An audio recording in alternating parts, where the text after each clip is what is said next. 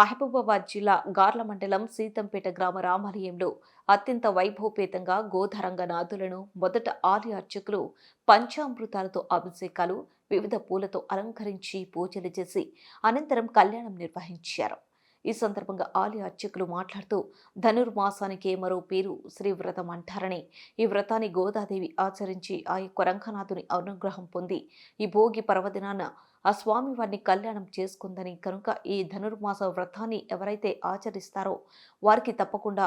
శ్రీ మహావిష్ణువు యొక్క అనుగ్రహం లభిస్తుందని, ఈ వ్రతాన్ని ఆచరించితే ముఖ్యంగా మోక్షం కలుగుతుందని, సూర్యుడు ధనస్సు రాశిలోకి ప్రవేశించగానే ధనుర్మాసం ప్రారంభమవుతుందని, ఈ ధనుర్మాసం నెల రోజుల పాటు వైష్ణవ ఆలయాల్లో తిరుప్పవై గోదాదేవి రచించినటువంటి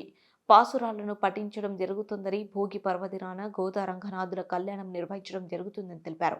ఈ కార్యక్రమంలో ఆలయంలో అధిక సంఖ్యలో భక్తులు పాల్గొంటూ మన ఊరు మన గుడులను మనమే కాపాడుకుందాం, జై శ్రీరామ్ అంటూ భక్తులు తెలిపారు.